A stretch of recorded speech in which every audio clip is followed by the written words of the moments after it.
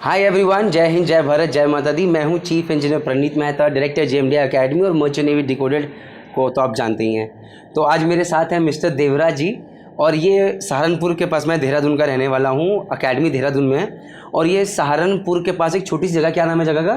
Sir गांव से हूँ मैं। हाँ, उनके पास में गांव है। क्या नाम है गाँव का? मनट।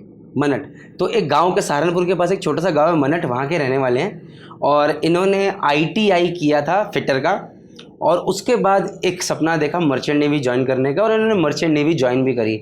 और मैं बहुत जगह पे बोलता रहता हूँ कि मर्चेंट नेवी में कहाँ कहाँ दिक्कतें होती हैं, कहाँ कहाँ फ्रॉड्स होते हैं, कहाँ कहाँ आपको बचना है। तो ये बच्चा एक विश्वास के साथ मेरे पास आया। टू बी वेरी ऑनेस्ट, जिस जगह पे, जिस दलदल में घुसा हुआ उससे मैं निकाल नहीं सकता, क्योंकि मेरी खुद की शिपिंग कंपनी नहीं है। लेकिन हाँ, इस बच्चे ने, थैंक यू बोलना चाहूँगा इसको कि ये तैयार हुआ अपनी स्टोरी बताने के लिए, ताकि अगर आप लोग ये स्टोरी को देखें तो समझे कि आपके साथ भी ये चीज़ हो सकती है। तो जस्ट स्टार्ट करते हैं। देवराज यार, ये बताओ कि भाई तुमने आईटीआई जो करा था, क्या सोच के करा था?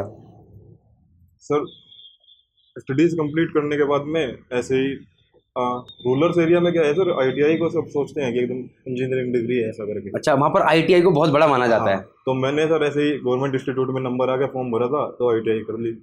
और मैकेनिकली काम पसंद था तो फिटर ट्रेड ले ली सर, क्योंकि इलेक्ट्रिशियन से बहुत लोग कर रहे थे, फिर मैंने फिटर ट्रेड ले ली। सी देवराज एक गांव का रहने का बच्चा है, तो वहाँ पर गांव के अंदर सी आपको कंपटीशन बहुत कम मिलता है, अवेयरनेस कम रहती है।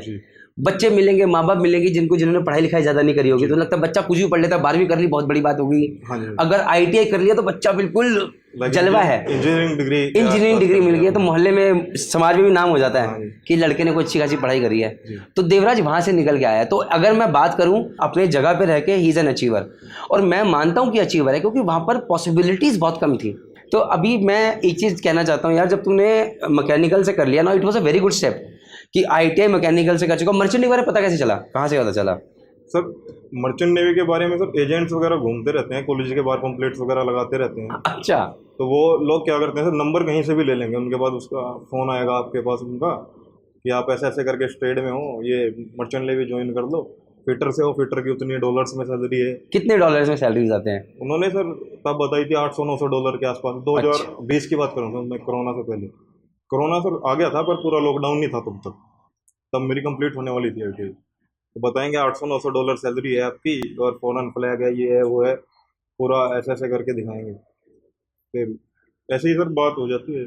ओके, सी गाइस, अगर आप भी गांव के रहने वाले हो, देखो शहरों में फिर भी अवेयरनेस थोड़ी ज़्यादा है, तो ये जो एजेंट्स होते हैं अलग अलग गांव, छोटे छोटे जिलों को पकड़ते हैं, और वहाँ पर उन्हें पता होता है कौन बच्चा आईटीआई कर रहा है, इससे कर रहा है, किस फील्ड से कर रहा है। और हर बच्चा अमीर बनने के सपने ज़रूर देखता है, सपने तुमने भी देखे होंगे। जी। तो ये लोग इस चीज़ का फ़ायदा उठाते हैं, आपके वीक लिंक को पकड़ते हैं। हाँ जी सर। वीक लिंक को पकड़ा और सपने दिखा दिए कि 800-900 डॉलर तनख्वाह होगी, लाखों की सैलरी हो जाएगी, घूमने फिरने को मिलेगा, फॉरेन कोई शिप होगा। तो तुम्हारे साथ भी यही हुआ? हाँ जी सर। फिर उसके बाद में सर बात हो गई, उनका दिल्ली नोएडा के आसपास में इंस्टीट्यूट है, तो वहाँ पे मैं पेरेंट्स को लेके गया। उन्होंने पूरा बैठ के समझाया फेस टू फेस, पूरा माइंड वॉश कर दिया। बोला कि मर्चेंट नेवी में बहुत ब्राइट फ्यूचर है, फ्यूचर से ब्राइट है बट उसका वे अलग है, तब हमें भी पता नहीं था उतना। उन्होंने बोला कि ये आप ऐसे यहाँ कोर्स कराओ, तब जबकि सर वो अनअप्रूव्ड कॉलेज था, मतलब वो डीजीशिप अप्रूव्ड कॉलेज भी नहीं था? नहीं, सर तब तक हमें भी नॉलेज नहीं थी कि अप्रूव्ड डीजीएफ अप्रूव्ड होता क्या है। उन्होंने फीस जो भी रखी डिमांड की, अप्रूव्ड कॉलेज से बहुत ज़्यादा फीस थी सर, रखी उन्होंने, पे कर दी। उसके बाद में उन्होंने कितनी फीस रखी थी लगभग? तब सर उन्होंने 2.5-3 के आसपास फीस थी। 2.5 लाख से 3 लाख रुपए फीस थी? हाँ जी सर। ओके। उसके बाद में उन्होंने जीपी रेटिंग बोल के, तो सर कराई तो जीपी रेटिंग ही है सर, बट 1 अप्रूव्ड है तो एसटीसीडब्ल्यू हो गया। अप्रूव्ड कॉलेज से एसटीसीडब्ल्यू करा के उन्होंने सीडीसी बनवा दी, पासपोर्ट हम लोगों ने खुद बनवाया था अपना। और सीडीसी आने के बाद में फिर फॉरेन फ्लैग के लिए डिमांड किया दोबारा से 2.5 के आसपास।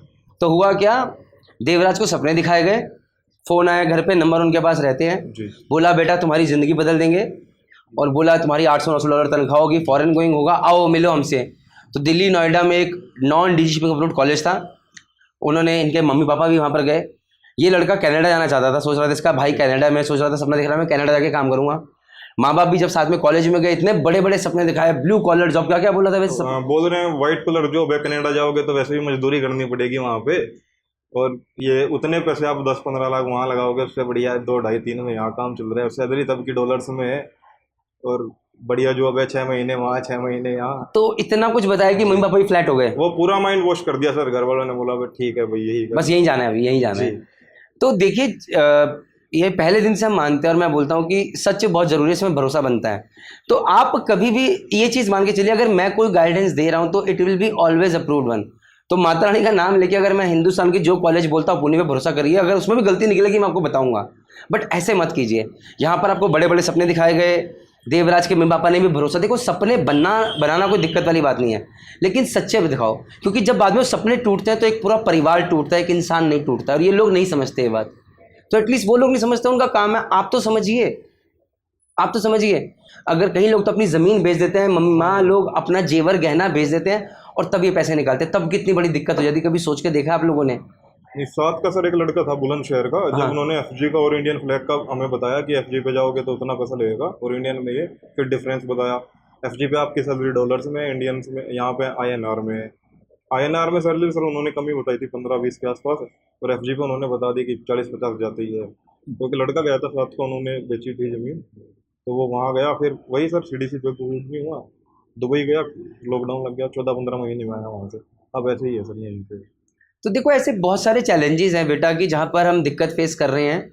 और non D shipping approve college से करा, 2.5-3 लाख रुपए दिए, उसमें उन्होंने सिर्फ ओपन सीडीसी की तरह SCCW कोर्सेज करा दिए किसी डी शिपिंग अप्रूव कॉलेज से, उनको थोड़े बहुत पैसे खिलाए, आपका सीडीसी बनवा दिया, ओपन सीडीसी बन गया, कहानी खत्म, और आपको भेज दिया गुजरात में। तो गुजरात चले गए तुम जी।